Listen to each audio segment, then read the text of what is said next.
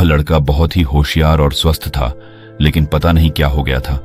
वह अपने जीवन का मकसद भूल चुका था और एक अजीब सा पागलों जैसा जीवन बिता रहा था। वह दिन भर अपना समय बर्बाद करता, सोता रहता और बेकार कामों में उलझा रहता। ऐसा लगता था जैसे उसके जीवन का कोई अर्थ ही नहीं रह गया हो। अजीत एक होनहार नौजवान था, पर पिछले कुछ महीनों से वह एक अजीब सी लापरवाही का शिकार हो गया था। न उसे समय पर नहाने की चिंता थी, न ही खाने की। कई गंदी आदतें उसने अपना ली थीं और अपनी जिंदगी में कुछ भी विशेष करने की बजाय दूसरों के मामलों में ही उलझा रहता था। दिन का ज्यादातर समय अपने गांव के लोगों की बातों और उनकी जिंदगी में खामियां निकालने में बर्बाद करता था। उसे इस बात की बड़ी दिलचस्पी थी कि किसका बेटा क्या कर रहा है, किसका काम क्यों नहीं चल रहा है, किसका घर कैसे चलता है आदि। अजीत के माता पिता, दोस्त और गांव के बड़े बूढ़े कई बार उसे समझाने की कोशिश करते, अजीत खुद पर ध्यान दे, दूसरों की जिंदगी में ताका झांकी करना छोड़। जो लोग मेहनत कर रहे हैं उनके पास खुद की जिंदगी संवारने का समय नहीं है। अगर तू भी खुद पर ध्यान देगा तो तेरी जिंदगी भी बेहतर हो सकती है। लेकिन अजीत को यह बातें बेकार की नसीहतें लगतीं। उसे लगता था कि वह तो सही है और बाकी लोग बस उसे समझ नहीं पा रहे हैं। उसने अपने हालातों को अपना भाग्य मान लिया था और अपनी ही दुनिया में मस्त हो गया था। एक दिन अजीत यूं ही जंगल की तरफ निकल गया। जंगल में एक पुराना रास्ता था जहां जाकर वह अक्सर अकेले वक्त बिताता था। लेकिन इस बार जैसे ही वह उस रास्ते से गुजर रहा था, अचानक उसका पैर फिसल गया और वह एक ढलान से लुढ़कते हुए नीचे जा गिरा। उसका सिर चोटिल हो गया और उसके पैर में भी गहरी चोट आई। अजीत दर्द से कराहते हुए वहीं बैठा था जब उसने एक सफेद कपड़े पहने हुए बूढ़े व्यक्ति को अपनी ओर आते देखा। वे एक महात्मा थे जो जंगल में एकांतवास करते थे। महात्मा ने उसकी हालत देखी और उसे सहारा देकर उठाया।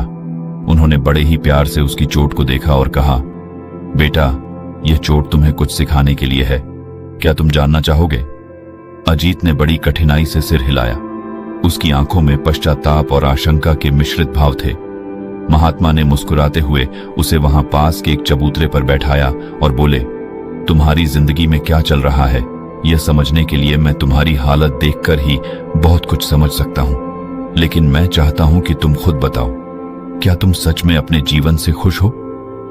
अजीत ने सिर झुका लिया और अपने दिल की बात कहने लगा।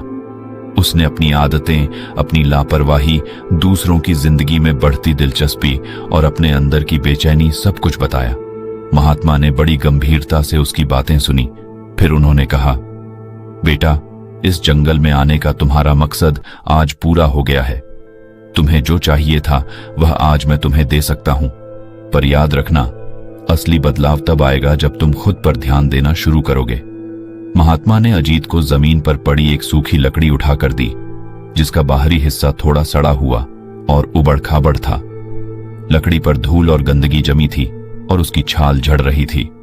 महात्मा ने लकड़ी को अजीत के हाथ में रखते हुए कहा, देखो बेटा, यह लकड़ी यूं ही जंगल में पड़ी रही तो इसे न कोई काम आएगा, न इसे कोई महत्व देगा। इसका इस्तेमाल करने वाला कोई नहीं होगा, क्योंकि यह अभी किसी के काम की नहीं है।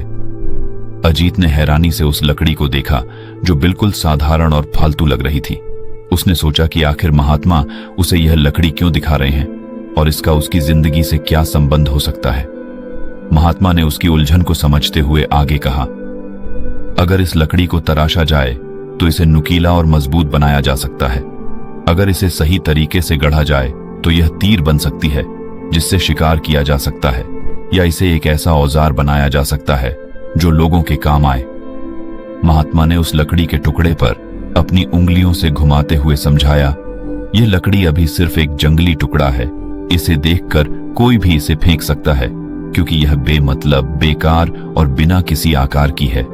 लेकिन जब इसे कोई कारीगर अपने हाथों से तराशता है तो यह एक नई पहचान पाती है।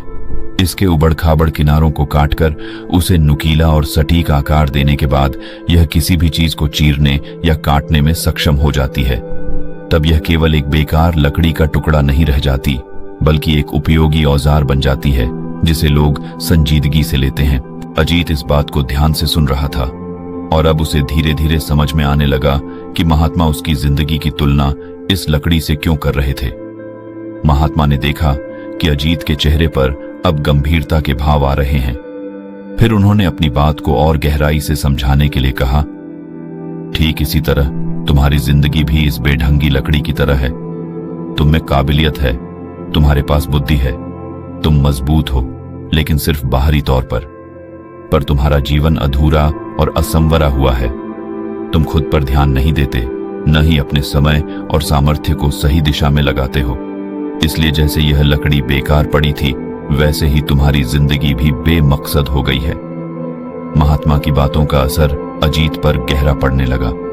उसे महसूस हुआ कि जैसे यह लकड़ी बिना आकार के सिर्फ एक जंगल का हिस्सा बनी रहती है, वैसे ही उसकी जिंदगी भी बिना किसी दिशा के बह रही थी। उसने अपनी क्षमताओं का कभी सही इस्तेमाल नहीं किया था और ना ही खुद को संवारने में कोई मेहनत की थी। उसका समय दूसरों की बातों में उलझने में ही गुजरता रहा और अपनी ताकत का एहसास उसे कभी हुआ ही नहीं। महात्मा ने अपनी बात को समझाने के लिए फिर से उदाहरण दिया। सोचो, अगर एक साधारण सा लोहे का टुकड़ा किसी जगह यूं ही पड़ा रहे तो उसका क्या होगा। वह लोहे का टुकड़ा सिर्फ एक साधारण धातु होगा जिसे शायद जंग लग जाए, जो धीरे धीरे सड़ने लगे और जो किसी के काम ना आ सके। लेकिन अगर उस लोहे को गर्म करके, पीट कर और धार देकर उसे तलवार की शक्ल दे दी जाए तो वही साधारण सा लोहे का टुकड़ा एक धारदार हथियार बन सकता है। वह न केवल किसी के हाथों में सुरक्षा का प्रतीक बन सकता है, बल्कि उससे बड़ी बड़ी चीजें भी काटी जा सकती हैं। उसकी धार का सम्मान होगा, उसका महत्व होगा। महात्मा की बातों से अजीत को यह बात समझ में आने लगी थी कि उसे भी अपनी जिंदगी को एक उद्देश्य और एक दिशा देने की जरूरत थी। उसे खुद पर ध्यान देना था, खुद को तराशना था, ताकि वह एक ऐसी हस्ती बन सके जिसे लोग महत्व दें और जिससे किसी का जीवन बेहतर हो सके। महात्मा ने कहा, तुम्हारी जिंदगी में भी एक आकार, एक दिशा चाहिए। बिना उद्देश्य के जीते रहने से तुम एक ऐसे इंसान बन जाओगे जिसे कोई याद नहीं करेगा, क्योंकि उसने अपनी क्षमताओं का सही उपयोग नहीं किया। फिर महात्मा ने अजीत की ओर देखकर गंभीरता से कहा, तुम्हारी जिंदगी तब तक बेकार है जब तक तुम इसे आकार नहीं देते, इसे सही दिशा में ढालते नहीं। तुम्हें खुद को एक मजबूत इंसान बनाना होगा जिसके पास ज्ञान हो, धैर्य हो और उद्देश्य हो। अपने भीतर की कमियों को पहचान कर, अपनी आदतों को सुधार कर तुम भी खुद को गढ़ सकते हो। और जब तुम खुद पर ध्यान दोगे, खुद को बेहतर बनाने की कोशिश करोगे, तो तुम एक साधारण इंसान से एक ऐसे इंसान बन सकते हो जो समाज में अपनी जगह बना सके। अजीत के लिए महात्मा की यह बातें जीवन का एक नया दृष्टिकोण लेकर आईं। वह समझ गया कि जैसे लकड़ी और लोहा तराशे बिना किसी काम के नहीं, वैसे ही खुद पर मेहनत और ध्यान दिए बिना वह भी कुछ नहीं कर पाएगा। उसने ठान लिया कि वह अब दूसरों की जिंदगी से दूर रहकर खुद पर ध्यान देगा, अपने अंदर की खूबियों को पहचान कर उन्हें निखारने की कोशिश करेगा। महात्मा ने अजीत को उसकी जिंदगी में सुधार लाने के लिए एक कठिन काम दिया। यह काम दिखने में आसान था, लेकिन इसके लिए एकाग्रता और संपूर्ण ध्यान की आवश्यकता थी। महात्मा ने अजीत को एक खास लकड़ी का टुकड़ा दिया और उसे आदेश दिया कि वह इसे महीन और सुडौल आकार में तराशे। साथ ही महात्मा ने उसे समय की पाबंदी भी दी और कहा कि वह इस काम को पूरी मेहनत और समर्पण के साथ करे। अजीत ने उत्साह से काम शुरू किया, लेकिन कुछ ही समय बाद उसका मन इधर उधर भटकने लगा। कभी वह सोचता कि गांव के लोग क्या कर रहे होंगे, कभी उसे अपने दोस्तों की बातें याद आती, तो कभी वह आसपास की आवाजों की ओर ध्यान देने लगता। उसकी एकाग्रता भंग हो गई और उसका मन हर ओर दौड़ने लगा। वह काम तो करता रहा, लेकिन उसका ध्यान पूरी तरह से काम पर नहीं था। वह लकड़ी को सही ढंग से तराशने की कोशिश करता, पर ध्यान भटकने की वजह से उसका हाथ फिसल जाता और काम बिगड़ने लगता। आखिरकार लकड़ी का टुकड़ा सुडौल होने के बजाय असमान आकार का रह गया। अगले दिन जब महात्मा आए और उन्होंने अजीत का काम देखा तो वे नाराज हो गए। उन्होंने कड़ी आवाज में कहा, अजीत, यह क्या किया तुमने? तुमसे एक साधारण सा काम नहीं हो सका। जब मैंने तुम्हें यह काम दिया था तो कहा था कि इसे पूरे मन से करना, पर तुमने इसमें दिलचस्पी ही नहीं दिखाई।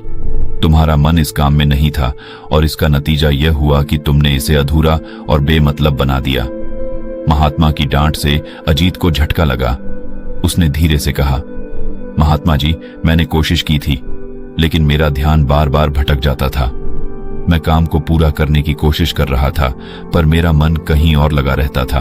महात्मा ने गहरी सांस ली और गंभीरता से कहा, यही तो तुम्हारी समस्या है अजीत। तुम्हारे पास शक्ति है, तुम काम कर सकते हो, लेकिन तुम उसे पूरी एकाग्रता के साथ नहीं करते। अगर तुम्हारा मन उस काम में नहीं होगा तो तुम उसे अच्छे से पूरा नहीं कर पाओगे। जीवन में कोई भी काम हो, अगर तुम उसे आधे अधूरे मन से करोगे तो नतीजा भी अधूरा ही मिलेगा।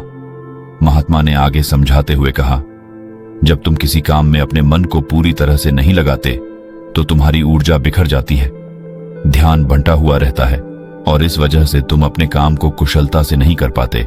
अगर तुम्हारा ध्यान काम पर न होकर दूसरी चीजों में लगा रहेगा तो तुम कितनी भी कोशिश कर लो, उस काम में सफलता नहीं पा सकोगे। चाहे काम छोटा हो या बड़ा, उसे पूरा करने के लिए पूरा ध्यान और एकाग्रता चाहिए। अगर तुम किसी काम में अपना मन नहीं लगाते तो उस काम का कोई अर्थ नहीं रह जाता। महात्मा ने लकड़ी का टुकड़ा उठाया और उसे अजीत को दिखाते हुए कहा, देखो, यह काम भी तुम्हारी जिंदगी की तरह ही अधूरा और बेमकसद लग रहा है। तुम्हारे ध्यान की कमी ने इसे असमाप्त और बेढंगा बना दिया। यदि तुम इसी तरह अपने जीवन के हर काम में अधूरापन लाओगे तो तुम्हारा जीवन भी इसी लकड़ी के टुकड़े जैसा बेकार और बेढंगा बन जाएगा। महात्मा की बातों का असर गहरा पड़ा।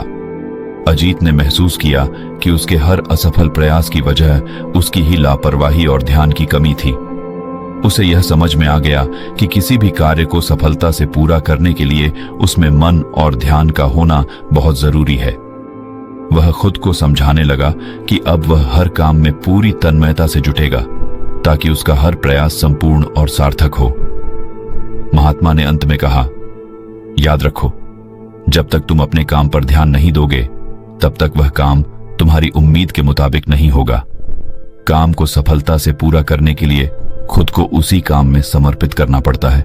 तुम्हारा ध्यान जिस ओर होता है वही चीज तुम पूरी तरह हासिल कर सकते हो। इसलिए अगर तुम कामयाब होना चाहते हो तो मन को एकाग्र करो और अपने काम को ही प्राथमिकता दो। महात्मा की सख्त फटकार और गहरी बातें सुनकर अजीत ने अपने जीवन में पहली बार काम और एकाग्रता के असली महत्व को समझा।